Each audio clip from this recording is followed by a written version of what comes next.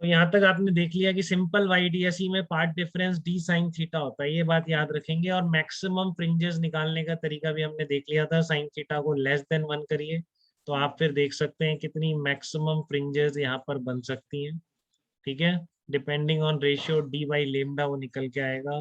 अगर दोनों की विड्थ सेम है तो जो सुपर इम्पोज करेंगे दोनों स्लिट की विड्थ, स्लिट मतलब वही विड्थ जैसे कि आपकी रेक्टेंगुलर स्लिट्स है ना, इस तरह की होगी। तो ये जो विड्थ की बात कर रहा हूँ मैं, इस विड्थ, ठीक है ना, ये तो लेंथ वाइज दिख रही है, क्लियर है। इस विड्थ की बात कर रहा हूँ, दूसरे की विड्थ ज्यादा कर दोगे तो इंटेंसिटी अलग हो जाएगी, उसको ज्यादा या कम कर दोगे। दोनों की विड्थ सेम है तो आपकी इंटेंसिटी सेम रहेगी, या कुछ नहीं लिखा है तो आप सेम मान सकते हैं।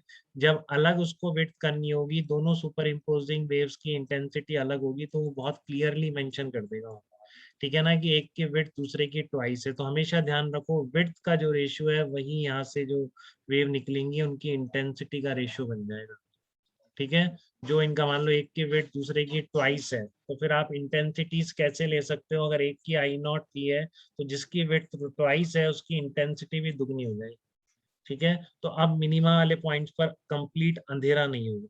कितनी इंटेंसिटी होगी, एक की 2 I0 है, एक की I0 है, तो मिनिमा पे इंटेंसिटी कितनी होगी, मिनिमा मतलब डिस्ट्रक्टिव इंटरफेरेंस पर कितनी होगी बताओ जल्दी से। √2 - 1 का होल स्क्वायर इंटू I0 हो जाएगी क्या, बोलो। Yes sir. Yes sir. √I1 - √I2 का होल स्क्वायर, ऐसे ही करा है मैंने तो नॉट रूट, स्क्वायर। हाँ √2 - 1 स्क्वायर इंटू I0, इतना ही हो जाएगा बेटा, बोलो।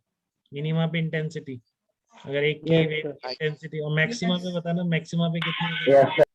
√2 प्लस वन है। +1 का होल स्क्वायर आई नॉट। हाँ, ये सबको क्लियर है बेटा, वाई नॉट।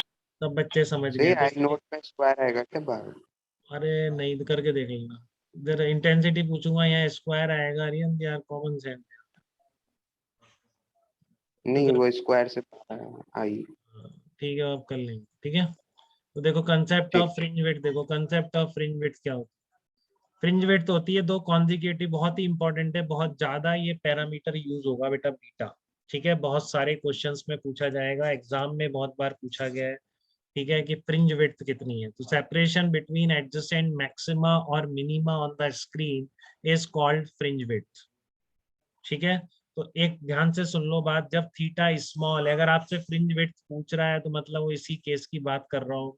क्योंकि अगर थीटा स्मॉल नहीं होगा तो दो कॉन्जिक्यूटिव मैक्सिमा और मिनिमा के बीच की डिस्टेंस भी कांस्टेंट नहीं होगी।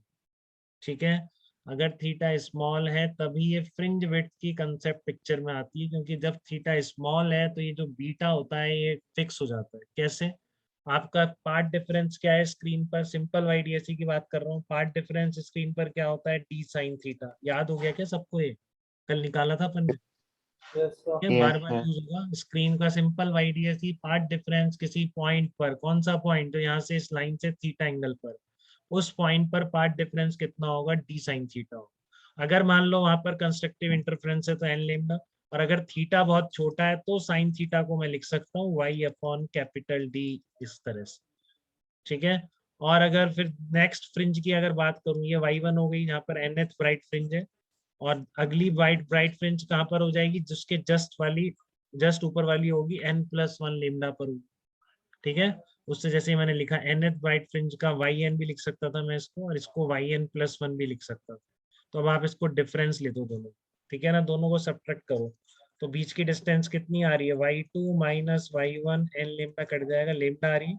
तो देखो ये डेल्टा y कितना आ गया, डेल्टा y आ गया lambda capital D upon small d। ठीक है, अरे क्लियर है ना, ये आपकी स्लिट्स के बीच की डिस्टेंस स्मॉल डी होती है, और स्क्रीन और स्लिट्स प्लेन के बीच की डिस्टेंस कैपिटल डी होती है। सिंपल वाईडीएसई, जब कुछ नहीं लिखा है सिर्फ वाईडीएसई लिखा है, ठीक है, तो उसका मतलब यही है। तो फ्रिंज विड्थ कितनी निकल के आई, lambda capital D upon small D. आप इसी को डिस्ट्रक्टिव वाले से करो तब भी वही निकल के आए। तो केवल थीटा स्मॉल है तब ऐसा हो जा रहा है कि आपका डेल्टा वाई एक कांस्टेंट निकल के आ जा रहा है। ठीक है, तो आपसे फ्रिंज विड्थ पूछ रहा है तो ऑटोमेटिकली वहां पर theta can be considered very small. ठीक है, और अगर थीटा कांस्टेंट स्मॉल नहीं है तो फ्रिंज विड्थ कांस्टेंट नहीं होती है, मतलब दो कॉन्जिक्यूटिव मैक्सिमा के बीच की डिस्टेंस उस केस में कांस्टेंट नहीं है। ठीक है ना, उस केस में दो कॉन्जिक्यूटिव मैक्सिमा के बीच की डिस्टेंस कांस्टेंट नहीं होगी, वो बेसिकली वो आप खुद प्रूव करेंगे, मैंने भी बहुत मेहनत करी थी जब निकाला। ठीक है, मैं डेरिवेशन नहीं दे रहा हूँ, जिसकी इच्छा है वो करके देखे कि थीटा जब बढ़ता जाएगा तो फ्रिंज विड्थ भी बढ़ती जाएगी। ठीक है ना, practically theta increases then fringe width also goes on increasing. ठीक है, तो फ्रिंज विड्थ भी एक्चुअल में बढ़ती जाती है जब थीटा लार्ज है। ठीक है, तो इसको आप जस्ट अभी ध्यान रख सकते हैं जब तक कि आप इसके डेरिवेशन तक ना पहुंच पाए। ठीक है, कोई पहुंच जाता है तो बहुत अच्छी बात है, नहीं ध्यान सबको रखेंगे, कभी हो सकता है पूछ लें आपसे। ठीक है, तो फ्रिंज विड्थ क्या होती है, आपकी कांस्टेंट होती है जब थीटा इज वेरी स्मॉल।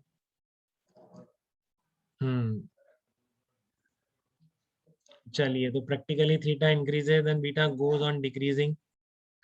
तो ये 2-3 बातें फ्रिंज विड्थ के बारे में आपको पता पड़ गई। फ्रिंज विड्थ मतलब दो कॉन्जिक्यूटिव मैक्सिमा या मिनिमा के बीच की डिस्टेंस। ठीक है, अब बहुत ही इंपॉर्टेंट कंसेप्ट पे आ रहे हैं जो केवल एनसीईआरटी ने लिखा हुआ है और कोई नहीं लिखता है। ठीक है, तो वो ध्यान से समझेंगे आप, और वो पूछा जाएगा आपके बोर्ड में भी और मेंस